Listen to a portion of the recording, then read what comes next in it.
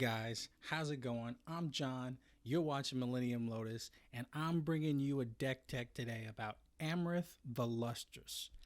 And I think this commander is a really nice Bant commander, and I think people are just kind of overlooking it. So let's get straight into the deck tech. I've got it broken down into a few segments. Pretty much it goes land ramp, removal, protection, card draw, and then a couple of strategies of like how we're gonna win. Let's just get right into the ramp section. Starting it off, land tax. Land tax is a super good ability. It's gonna be an enchantment that helps us go dig through our deck, get out lands. You already know, at the beginning of your upkeep, if someone's ahead of you, you get to put more cards, more lands from your deck into your hand. That's going to help you ramp out. Up next, we got Wild Growth. Enchant a land, taps for an additional green. Utopia Sprawl, same thing, but this one has to target a forest, but it adds any additional color we choose. So that's pretty powerful. We got Wolfwillow Haven, Fertile Ground. Here's a good one. Elfhame Sanctuary. It's basically like a pseudo land tax. So it reads that at the beginning of your upkeep, you can search your library for basic land, reveal that card, and put it into your hand. If you do, skip your draw step this turn. Now that sounds like a really big downside, but in any other deck, it would be. But in this deck, all we have is enchantments, and we're going to be just turning through our deck, playing enchantment after enchantment, revealing the top card, putting it in our hand. So it's not really that big of a downside in this deck. Up next, we got Sanctum Weaver.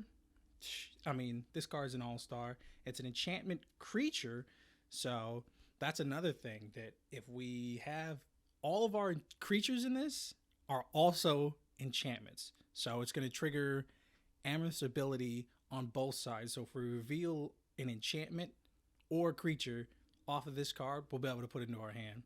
She taps for X mana of any color, where X is the number of enchantments we control. Wow.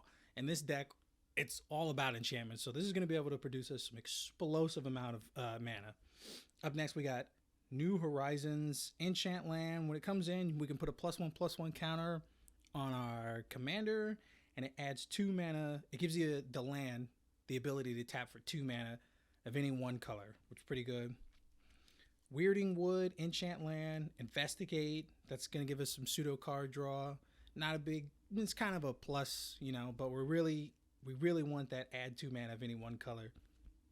Up next, we got Glittering Forest. Chance a land, and it's tap for mana. It adds an additional 1 mana of any color. Now, this is pretty important because a lot of our enchantments that enchant our lands have this kind of stipulation on them, where it says whenever enchanted land is tapped for mana, its controller adds an additional amount of mana.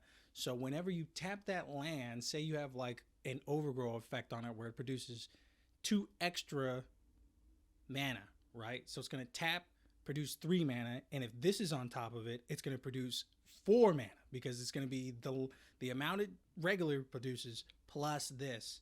So you got to be real careful when you're loading up one land with a lot of like these enchantment effects.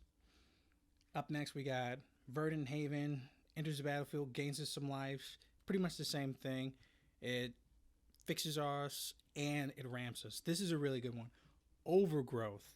Enchant land. Whenever enchanted land is tapped for mana, its controller adds 2 green pips to his mana pool. So that's pretty big. Same thing as before. We can stack these and stack these and stack these till we basically have something that's tapping for 3, 4, 5, even 6 mana. It's not uncommon to get 1 land to tap for that much. Up next, we got Courser of Kruphix. This is a good card. Yes, it has the downside of playing with the top card of your library revealed, but that's also an upside in this deck. That way we can kind of play around our land drops and our permanent drops. So if we know there's a land on top and we haven't played a land for turn yet, we can play a land reveal the land off the top of our deck, put it into our hand, and then play another permanent. That way we can get basically card draw, and we won't get stuck playing a land, revealing, or playing an enchantment and then revealing a land and not be able to put it into our hand. So, and up next we got Smothering Tithe. I mean, you guys all know what this does. It's great ramp, treasures, they're out of control and almost every deck. Restoration of Eiganjo. This is kind of a good card. Not very good, but in this deck, I think it shines because it lets us search for planes. Then after a while, it's going to flip into an enchantment, into a creature that's an enchantment. So that's also going to trigger Amareth's ability twice. So it's going to come down, let us search, trigger her ability, and then when it flips, it's going to trigger again because it's going to exile itself and then re-enter the battlefield. So normally that's bad because we won't be able to get an attack off of it. But if our commander's on the battlefield, we will be able to at least theoretically draw a card off of it. So it's not too terrible. We got Market Festival up next. This is a pretty strong one. It's at the top end of our curve for our ramp, but I think it's pretty good because it says that its controller adds 2 mana in any combination of colors to his or her mana pool. So this is pretty good. Again, it's just like the Overgrowth. We stick this on one land that's got Overgrowth, and we're going to be making explosive mana. Up next, we got Mirari's Wake. It's a mana doubler. Well, what else do you need to say? If you can't think of something to do with double mana, you're probably playing this game wrong. That's it for the ramp. Next, we're going to move on to the removal. All right, so we're going to be playing big stuff. We're going to be doing good stuff. So is our opponents. So how are we going to deal with that stuff? All right. First up, again, sticking to the enchantment things, we got Seal of Removal. Sacrifice Seal of Removal and return a target creature to its hand. If someone's swinging at us with a big 10/10 flying, indestructible, trample, hexproof, or I guess not hexproof, but just a big beater that's scary, we can bounce it back to their hand and save ourselves that pain for a turn. Or if someone's even going to target our commander with something we don't like, we can bounce it to our hand and protect it from a board wipe. So it kind of pulls double duty. Soul Snare, sacrifice Soul Snare, exile target creature that's attacking you. Pretty much similar to Seal of Removal. Then we got Seal of Primordium, and the same thing, sacrifice, destroy target artifact or enchantment. Pretty good. It's an enchantment, gonna trigger Amareth's ability. We're gonna get draw. We're gonna get draw, and we're basically gonna get one up on our opponent because we're gonna draw off this coming down, sack it, blow up something they care about, and we won't be down cards because we drew off of Amareth's ability. This one, it's kind of removal, it kind of isn't. You got to play around it, but I think it's an interesting card. It's called Mana Maze. Players can't cast spells that share a color with a spell last played this turn. So basically it's been updated. So it's once you play a card on your turn, players can't cast spells of the same color. So if you play a blue enchantment after you play this, then nobody else until it comes back to your turn can play a blue spell except for the first card they play that turn. So it almost acts like almost like pseudo removal, maybe even like just slow the game down. I think it's really interesting. Up next, we got Steel Enchantment. Steel Enchantment, it says it in the name, gain control of target enchantment. Why is this a removal? Because if someone plays something we don't like, if we don't like it, they're probably not going to like it if we're playing with it. So it's basically removal. Up next, we got Planar Collapse. Now, this is a real interesting card. I bet a lot of people didn't even know that. I bet a lot of people didn't even know that white had board wipes in enchantment form. During your upkeep, if there are 4 or more creatures in play, sacrifice Planar Collapse, destroy all creatures. Those creatures cannot be regenerated this turn. So if someone's doing something that's getting out of control and they've already taken out our commander, we can just play this, and by the time it gets back to us, we can just wipe the board, reset, play our commander, and start rebuilding our board. Seal of Cleansing. Sacrifice Seal of Cleansing, destroy target artifact or enchantment. Pretty easy. Kinrith's Transformation. This is a really good removal piece to aim at people's commanders because it turns them into a 3/3 elk and we get to draw a card. And with Amareth's ability, when we elk something, if there's an enchantment on top, we're basically going to be drawing 2 cards. So it's almost going to be like, it's not even 2 for 1ing. It's, I don't even know. It's, you know, because we're playing 1 card, getting 2, and they're going down 1. So it's like the opposite of 2 for 1ing. Then we got Kesmina's Transformation, pretty much like an elk.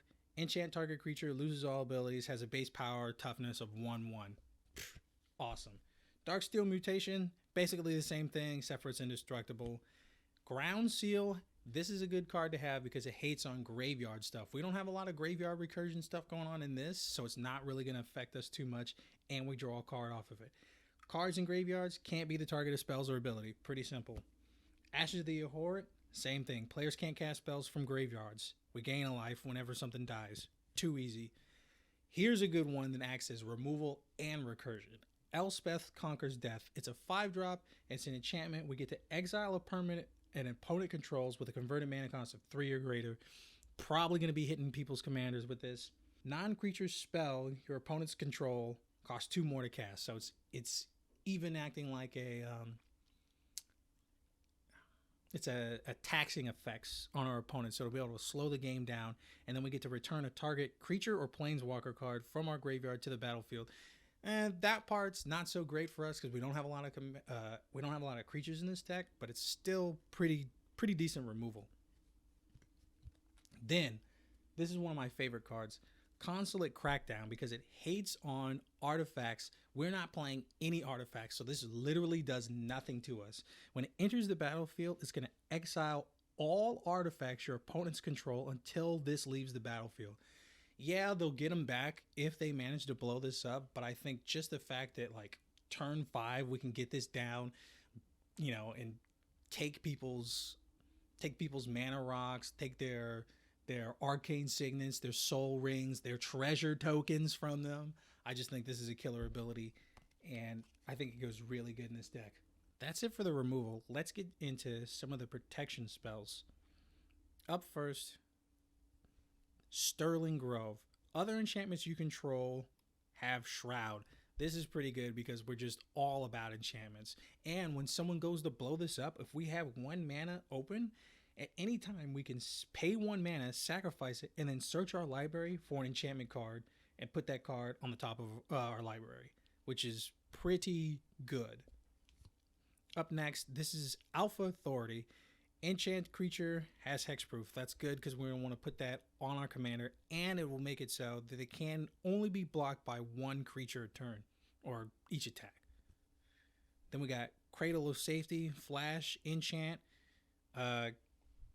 gives us hexproof on our commander. That's really what we want because people are going to see what this deck is trying to do pretty early on. Once we drop her, once we start going ham with playing enchantments and just playing off the top of our deck, people are going to think, okay, we got to remove this. And that's what this whole section's about. Destiny Spinner.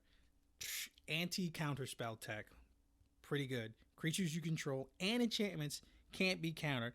And if we draw this late game and we have a big enough board state, it can even act as kind of a finisher because we can, for 4 mana, we can target a land and it becomes an elemental creature token with trample and haste, where X is the number of enchantments we control. All we do is control enchantments. So, I mean, hell, it's not uncommon to get this card up to a 6/6, an 8/8, something like that, and just start beating people's face with it. Here's a good card, Propaganda. In the early game, when we're kind of building our board state, we kind of get hated out by like really fast, aggressive decks. So Propaganda is pretty good to keep us alive till we can start snowballing. Karmic Justice. Whenever a spell or an ability an opponent controls destroys a non-creature permanent you control, you may destroy target permanent that opponent controls. This is pretty good. They wipe your board, you wipe their lands. All right, up next, Web of Inertia. At the beginning of each opponent's combat phase, that player may remove a card from his or her graveyard from the game. If that player doesn't, creatures he or she control can't attack this turn. So it's pretty good, again, for the early game. Slap this down turn 3, nobody has any creatures in their graveyard, so they can't attack you with their big board of goblins or tokens or whatever. Up next, we got Ghostly Prison. Same idea. Timely Ward. Gives our commander indestructible, has flash. It's an enchantment. We're going to be drawing cards. All that good stuff. Up next, Shielded by Faith. Same idea. Give our commander indestructible, so when people go to blow her up, we say no. Curator's Ward. Again, same thing. Giving it hexproof. And when the enchanted permanent leaves the battlefield, once it does get blown up, if it was a historic, we draw a card. And historic cards are artifact, legendaries, and sagas. So our commander's legendary. If we put it on and it gets caught up in a board wipe, we go up some cards. Pretty good. Shield of the Oversoul. Enchant creature. Again, it's a Bant commander, so it's going to get the indestructible. It already has flying, and it's going to get +2/+2. Having an indestructible flying 8/8 beater is not a bad way to win a game. Caliphate, Beloved of the Sea, basically gives our commander and our enchantments Ward 1. Indestructibility. Enchant permanent. Enchanted permanent is indestructible. This is pretty good because if we get one of our key enchantments down that we don't want to be removed, we can just put this on it. And so now they have to kind of go through like a double layer of trying to remove some of our key enchantments. Cloud Cover. Whenever another permanent you control becomes the target of a spell or ability an opponent controls, you may return that card to its owner's hands. So if they're going to go blow up something we really care about, we can just bounce it back to hand if it's targeted. Pretty good. Light Minefield, same idea. When they attack, if they attack with 10 creatures, each one of those creatures is going to be taking 10 damage. So pretty big. It keeps those go wide strategies in check. Privileged Position, other permanents you control have hexproof. Pretty good. Teferi's Moat, again, same idea. Creatures of a chosen color without flying can't attack you. Pretty good, keeping us alive. Now let's get into how we're going to draw even more crazy amounts of cards. Soothsaying. Soothsaying isn't necessarily card draw, but it is kind of like card filtering because we get to look at the top X cards of our library, which is pretty good with Amareth's ability. And then we got Mystic Remora. It's Mystic Remora. What else do I need to say? Wizard class. You have no maximum hand size, and we can pay into it to draw some cards. That's pretty good. Compost. Whenever a black creature goes to the graveyard, we get to draw a card. If there's no black creatures in play, this is still not a dead card in this commander because it's an enchantment. If we have our commander on the field when we play this, there's a high likelihood that we're going to get something off the top of our deck. Enchantress's Presence. Oh my god. Do I need to say anything else? Whenever an enchantment spell enters the battlefield, draw a card. That's all we're going to be doing. Insight. It's basically the blue version of Compost. Whenever an opponent successfully casts a green spell, draw a card. Bang. Too easy. Eidolon of Blossoms. Same deal. Card draw. Sithis Harvest Hand. This pulls double duty because it actually lets us draw and gain life. And here's some good tech that I don't even think people know this card exists, right? How many people thought that you could tutor in an enchantment, right? That's basically what Parallel Thoughts is. So it comes into play, you search your library for 7 cards, remove them from the game in a face down pile, and then shuffle. And whenever you would go to draw a card, you can instead put the top card of the pile into your hand. This is pretty good. Just go out, get some of your win cons, get some stuff you think might help you put into a better position, put it in, and we're going to be drawing cards like crazy in this deck. So it's going to be pretty easy to get most of those cards into our hand. All right. That does it for the card draw section. Up next, this is kind of going to be how we win. And how we plan on winning is kind of stalling out, getting advantage, drawing cards, and then we can either kill them with our commander or the deck's going to have a token sub-theme. And how we're going to accomplish that token sub-theme, we're going to do it with Luminarch Ascension. So the strategy with this is don't get hit, and then we can start putting angels onto the battlefield.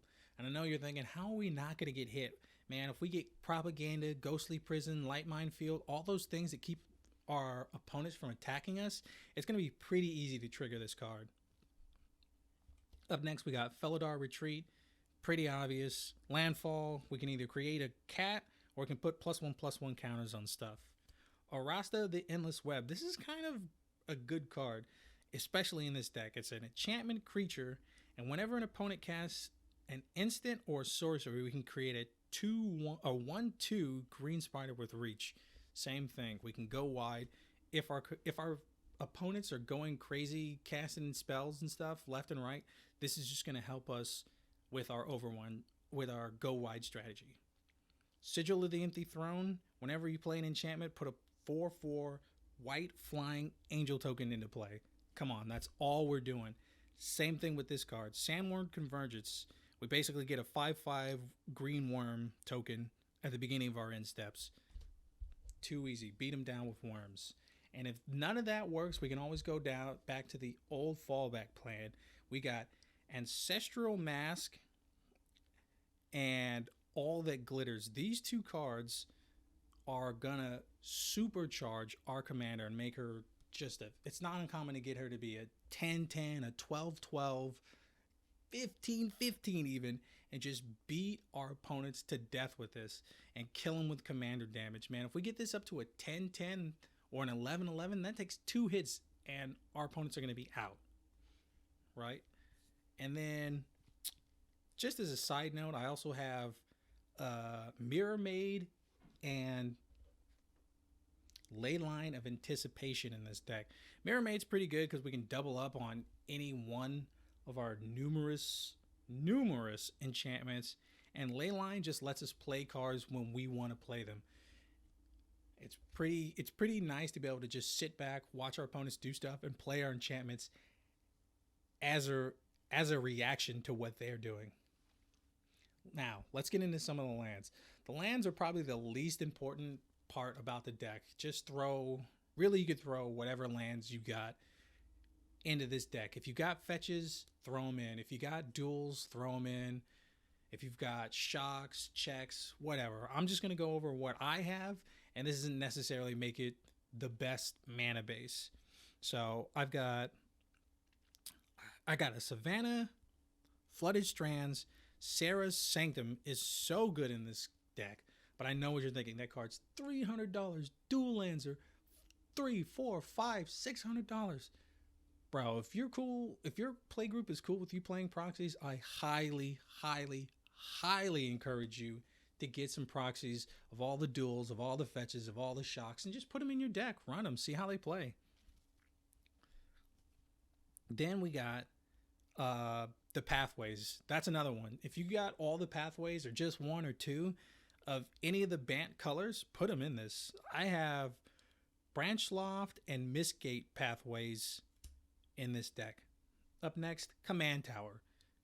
That's an auto include in any deck that's not monocolor. Safaris Headquarters, the Triome from New Capenna, put it in. Sunpetal Grove, too easy. Canopy Vista, another great card. Adarkar Wastes, great card, put it in. Hallowed Fountain, Shocklands, please. And here's some good ones. Ash Barren, it comes into play untapped, and if you really need another source of colored mana, you can land cycle it and go get whatever color you need and then put that in the battlefield. Field of Ruin, I think this goes into every commander deck always, no matter what. Someone's always going to be trying you and trying to put a Yavimaya, trying to put a Growing Rites of Ikalmak and flipping it into, and flipping it. They're always going to be going for Urborgs and that type of stuff. And this just keeps them off of that type of effect. Reliquary Tower. Reliquary Tower is good in this deck because we can get a really big hand size really quick. Hall of Heliod's Generosity. Great card for this deck. We're all about enchantments. And some of them, unfortunately, are going to get blown up. And we're going to need them back to our hand. Then finally, just to round out the deck, we got 5 islands, 5 plains, and 5 forests. We're going to be running this deck pretty land light because of all the ramp effects we have that are 1, 2, and 3 drops that I don't think necessarily you need quite as many lands as in other decks. And that's pretty much the deck, man. Tell me what you guys think. Comment, like, subscribe, all that good stuff. And I'll be back bringing you more deck techs, gameplays, pack cracking, all that good stuff. Thanks for your time.